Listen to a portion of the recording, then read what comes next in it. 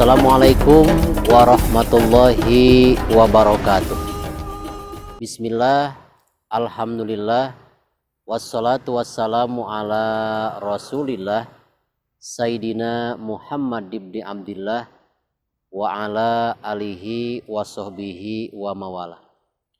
Amma ba'du, faqala Rasulullah sallallahu alaihi wasallam, ayyuma mra'atin kharajat min baiti zawziha bighairi izni la'anatha malaikatul rahmah wa malaikatul azab hatta tarji.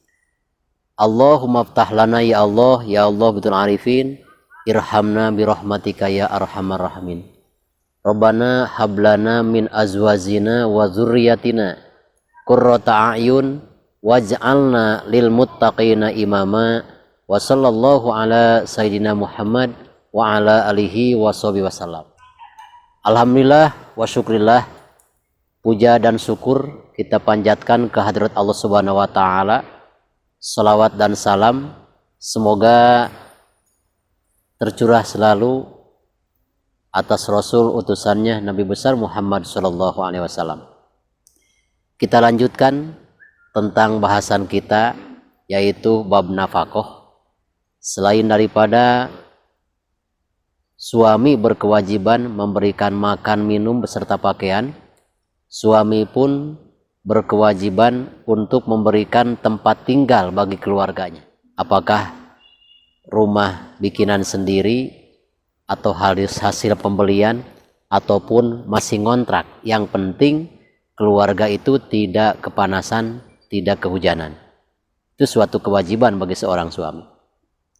Selanjutnya, di sini supaya seimbang, ada beberapa kewajiban yang harus dipenuhi oleh seorang istri terhadap suaminya. Pernah ada satu hikayat ini ada dalam kitab Tanbihul Ghafilin. Ja'a a'rabiyun ila Nabi sallallahu alaihi wasallam. Pernah suatu ketika ada Arab Baduy. Di sini istilahnya kan di sini ada Arabi, ada A'rabi. Kalau Arab berarti Arab orang kota itu. Kalau A'rab berarti bangsa Arab tapi tinggalnya di pegunungan. Ini yang datang kepada baginda Nabi besar Muhammad SAW adalah seorang Arab Baduy yang hidup di gunung.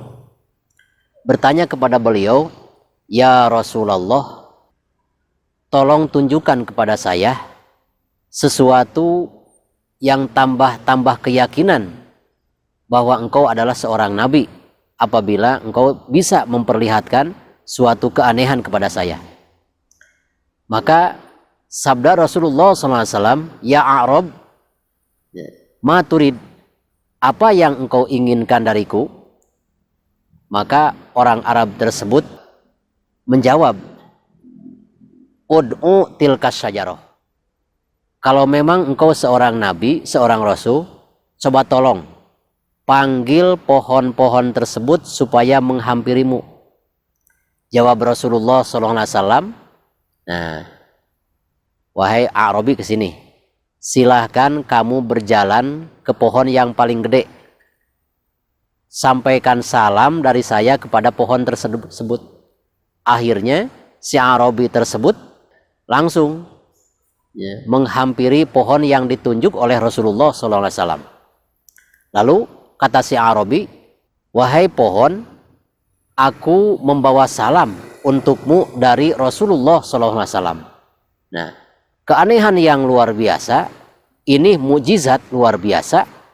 Ketika si pohon tersebut telah mendengar perkataan Arab bahwa pohon tersebut mendapatkan titipan salam dari Rasulullah, maka si pohon tersebut merunduk, tanda menyambut salamnya Rasulullah SAW. Lalu si Arabi tersebut ngomong lagi, "Bisakah engkau sekarang menghampiri baginda Rasulullah SAW?" Ya. Lalu si pohon tersebut mencabut akarnya.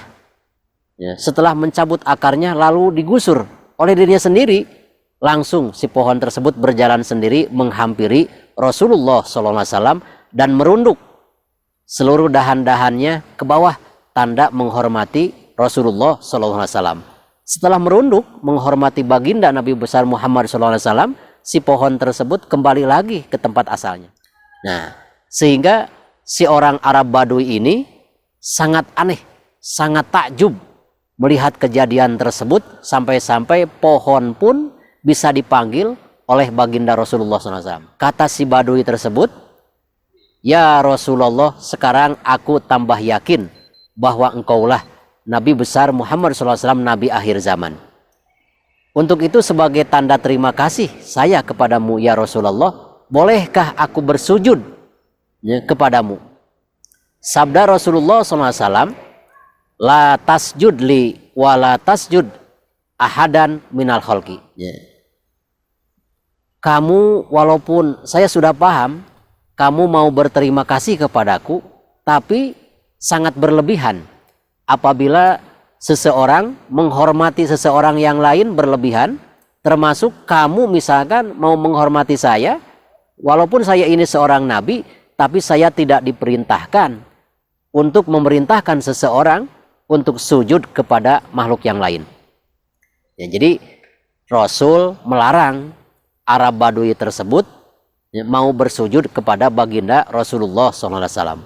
"Wahai Arab Badui," sabda Rasul, "lau kuntu amiron," apabila saya diperintahkan oleh Allah, "antas juda minal kholki ahadan minal kholki," maka seandainya saya diperintahkan oleh Allah agar saya memerintahkan untuk sujud makhluk kepada makhluk, maka yang pertama akan saya perintahkan, la amartul mar'ata antas juda li zauziha. Ya, seandainya Allah memerintahkan sujud makhluk kepada makhluknya, bukan engkau kepadaku, tapi adalah seorang istri kepada suaminya. Maka salah satu kewajiban istri diantaranya alla tamna'a nafsaha walau kanat ala dhuhri kotabin. Kewajiban seorang istri wajib memenuhi segala kemauan suaminya, walaupun misalkan suaminya tersebut menginginkan diri istrinya walaupun dalam kendaraan. Misalkan ada sepasang suami istri lagi jalan-jalan misalkan di mobil, kebetulan gairah syahwatnya suami tersebut mau di atas mobil, ya kasih aja. Karena apa itu? Karena itu tujuannya untuk pengabdian seorang istri terhadap suaminya. Jangan sekali-kali seorang istri menolak kemauan suaminya. Karena apa? Apabila seorang istri menolak kemauan suaminya, maka Allah Subhanahu wa taala akan memerintahkan kepada malaikat rahmat dan malaikat yang profesinya suka menyiksa, maka untuk melaknat si perempuan tersebut yang tidak taat kepada seorang suaminya. Maka sabda Rasulullah SAW, ayyumma mra'atin kharajat min baiti jauziha bi ghairi idnih la'anatha malaikatul rahmati wa malaikatul azab. Apabila misalkan seorang istri yang menolak keluar suaminya, ditolak. Beda lagi misalkan kalau seorang istri menolak kemauan gairah syahwat suaminya ketika dalam haid. Kalau ketika si istri diajak misalkan bersetubuh atau hubungan suami istri, tapi si istrinya menolak karena ada udzur. Udzurnya ini kebetulan karena ada apa? Karena si istrinya dalam keadaan haid, maka si istri tersebut tidak dengan keadaan dosa. Juga tidak mengapa seorang istri misalkan menolak kemauan seorang suaminya asal ada li udrin syar'in. Yang kedua, ada alasan yang bisa diterima oleh syara. Apa itu alasan yang bisa diterima oleh syara? Salah satunya likibri alatihi, karena memang alat vital laki-lakinya lebih besar, sedangkan alat vital perempuannya sangat kecil, sehingga si perempuan tersebut tidak bisa mampu melayani suaminya karena alat vital suaminya terlalu besar. Maka ketika si istri menolak, diajak misalkan bersetubuh dengan istrinya, istrinya menolak, walau dalam keadaan tidak mampu bersetubuh karena ada alasan tertentu, itu bagi si istri tidak berdosa. Lain lagi misalkan alat vital laki-lakinya ini biasa-biasa normal dan istrinya tidak haid, lalu si istri diajak alasannya capek, cuma capek doang, maka Allah Subhanahu wa taala memerintahkan kepada para malaikat agar melaknat, agar mengutuk si malaikat tersebut kepada perempuan yang menolak hasrat suaminya sampai subuh. Dan mungkin istilahnya ketika si istri tersebut memintakan maaf kepada suaminya dan suaminya telah menerima istilahnya minta maafnya seorang istri, maka insya Allah istri tersebut akan kembali ada dalam rahmat Allah Subhanahu wa taala.